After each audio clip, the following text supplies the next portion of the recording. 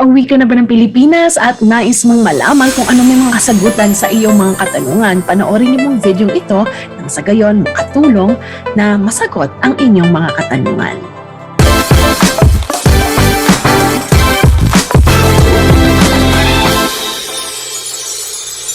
Hi everyone and welcome to Jamey Iris TALK TV kung saan sasagutin po natin ang inyong mga katanungan, aking mga kabayan. Isa na naman itong episode kung saan I'll share to you the latest travel guidelines and protocols na related po sa inyong mga questions. Sa lahat ng ating mga subscribers, welcome back. At gayon din, kung this is your first time to actually watch us, I simply want to say welcome at inaanyayahan ko kayo to subscribe to my channel so that you'll always get updated with the latest travel updates, current events, and other informative videos. So with that, halika na po. Basahin na po natin ang mga katanungan ng ating mga kabayan. From Helen Legaspi, pwede po ba magtanong about po sa meet-up, assisting the passenger, pagpasok at paglabas ng airlines kung meron po sa PAL Airlines? Thanks sa reply. Hi Helen, yes meron yan. So sa lahat ng airlines, usually they offer what we call special assistance.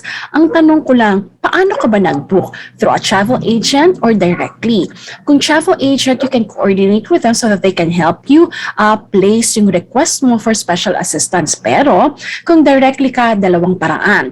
Pwede kang either you do it yourself from the website ng Philippine Airlines, pwede through your managed booking. I-enter mo lang detalye ng booking details mo and then yung last name mo at papasok ka na doon sa manager booking, hanapin mo lang yung request for special assistance and you can indicate it yourself or you can actually call their contact center so that at least the contact center agent, they can be the one to actually assist you or the reservation agents regarding your special request. Sige, tingnan natin. Ano ba yung mga numbers nila?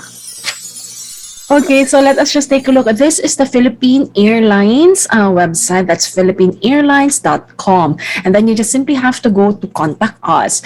Now, you can see here the global reservation hotline. Ngayon, kung sa Pilipinas ka directly tatawag, ito yon. So, +632-8855-8888. So, you can simply tell them your concern regarding your reservation. Now, kung sakasakaling mobile number, ito naman, +63919 905-62255, 7 to 9 p.m. lang po ha, Philippine Airlines ang kanila office hours. If you are from the USA or Canada, may toll-free numbers sila, operates 24/7, that's 1-800-435-9725. So, yan. Now, sabi nila, view numbers for other locations. Let's just take a look. So, eto po, may mga specific numbers sila. Depends if you are within the Philippines. Ayan, wala naman. Ayan, tingnan natin itong international. I'm not sure which part of the globe you are from. Pero kung sakasakali, ito yung mga numero at yung mga hour ng office nila. So, China, Australia, UK, Japan, and Hong Kong. So, looking forward, makatulong ito sa iyo. You can take a screenshot para may reference ka din. So, yan, Helen, looking forward, nakatulong sa iyo yung mga numbers na binigay natin so that at least you can call and at the same time, kumaga share sa kanila kung ano ba yung assistance that you will need from their airline company. So, God bless you in your flight.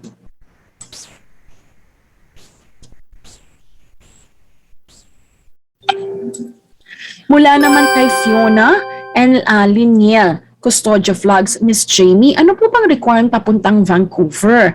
So, ano ba yung flight na sasakyan mo? Sige, tingnan natin yung generic na kumbaga kinakailangan if you'll be traveling from the Philippines to Vancouver.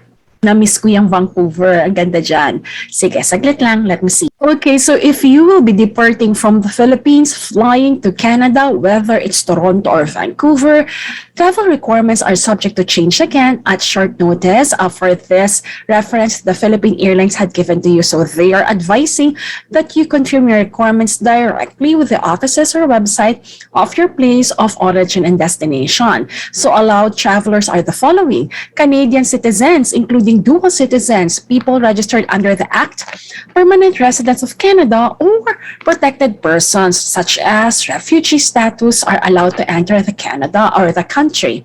Now, fully vaccinated foreign nationals may also be allowed to enter Canada for discretionary travel. Foreign nationals who don't qualify as fully vaccinated will only be allowed to enter in specific circumstances. Now, general requirements, medical documents, recognize proof of vaccination. So you should provide a note. Okay, a visual inspection may be conducted at a check-in counter if the PVC is prepared electronically or with QR code generating. Now, it's very limited. They have very limited exemption to vaccination. They will allow it for travel within and out of Canada, of which passengers will be required to accomplish the following. So, exemption request form due to medical inability, exemption request form due to essential medical services or treatment, and exemption request form due to sincere religious belief. Now, negative COVID-19 RT-PCR test result conducted within 72 hours before the initial scheduled time of departure for those who are 5 years of age or older. Now, effective February 28, 2022, 12:01 a.m., travelers will now have to or the option to either present a negative 19 rapid antigen test result or a negative self-administered test taken the day prior to their scheduled flight, or a negative molecular test result taken no more than 72 hours before your scheduled flight. Now, effective April 1, 2022, the pre-departure COVID-19 testing for fully vaccinated travelers will no longer be required. So that's the latest update if you are fully vaccinated. Now, please make sure you have a written or electronic documentation of a prior COVID positive test conducted between 11 to 180 days before the initial scheduled time of departure. Sa mga nagka-COVID naman po yun. Now, travel documents. Now, you will have to register and submit travel and health documents to Arrive CAN or CAN, mobile app or online form 72 hours prior to arriving in Canada. Now, Philippine Bureau of Immigration Declaration Form, travel and health insurance, check if you are required. Now, declaration release and waiver, federal vaccination mandate form for travelers departing Canada, and for passengers whose COVID-19 test will be taken from any PALS partner laboratories, please check the PAL laboratory partner ECIF as early as 5 days before departure. Now, please note, all travelers bound for Canada are required to wear face masks as a safety precaution. And just for your extra information, quarantine requirements, so fully vaccinated travelers will be randomly selected for arrival testing and won't be required to quarantine while awaiting for the test result. Unvaccinated children under 12 years old traveling with fully vaccinated adults will continue to be exempted from quarantine without any prescribed conditions limiting their activities, and they no longer need to wait 14 days before attending school, camp, or daycare. Unvaccinated travelers eligible to enter Canada will continue to be required to test on arrival on day 8 and quarantine for 14 days. So that's it when it comes to requirement for entry to Canada. Okay, so Fiona and Liniel, I'm looking forward that it helped you. Now, Jeremy Pantilla, sabi niya, ma'am, ask ko lang po, need pa rin po ba sa palang RT-PCR test? Kasi ako po ay ang flight ko po ay April 10, Manila to Dubai. Thanks po.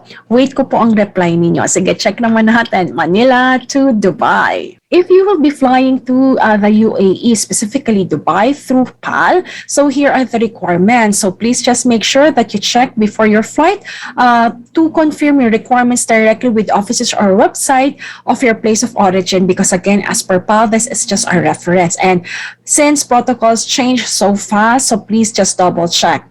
Now, who are allowed to travel? So again, GCC citizens and residents, UAE citizens and residents, visitors and tourists traveling to Dubai, and transit passengers. Now, there are two requirements. We have the medical documents and travel documents. Now, for medical documents, you have to have the valid or recognized vaccination certificate that reflects the completion of doses of vaccine approved by WHO or the UAE with the QR code system. So these are for the fully vaccinated. travelers. Now, second, you have to provide a printed copy of the negative COVID-19 test or RT-PCR test result for DOH accredited laboratories with validity no more than 48 hours before departure. Now, who are exempted? So, only those negative COVID-19 test results are not applicable for the following.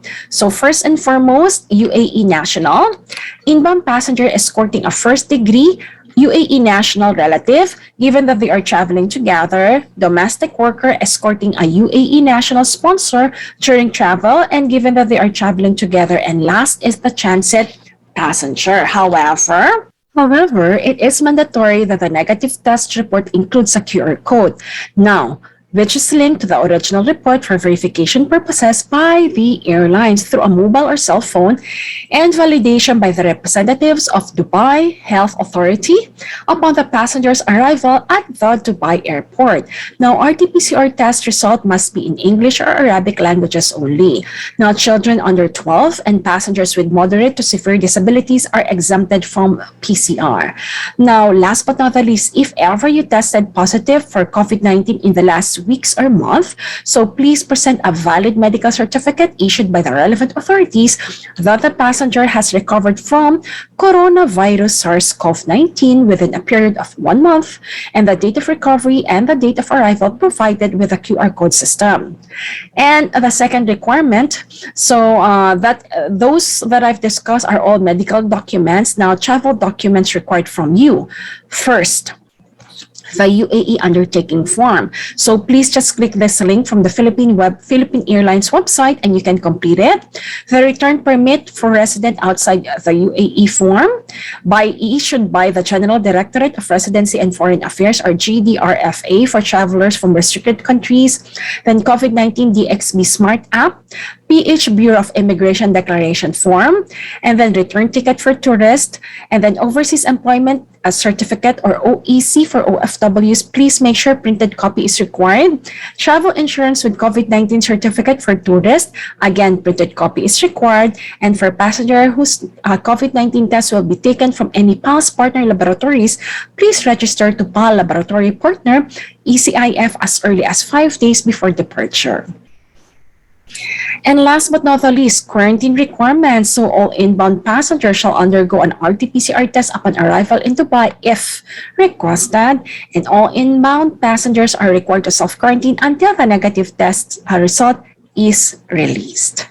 So those are the requirements that we have for anyone traveling to Dubai from flying with Philippine Airlines. So with that mga kabayan at kaibigan, looking forward na katulong ang ating mga kasagutan sa inyong katanungan. So with that, looking forward to see you in my next video. And if you find this video helpful and informative, please click like, and I'm inviting you to subscribe to my channel so that you always get updated with our video vlogs and at the same time, mga updates natin. With that, may God bless you everyone, and laging tatandaan, saan man kayo dako ng mundo, taas noong tayo po'y mga Filipino.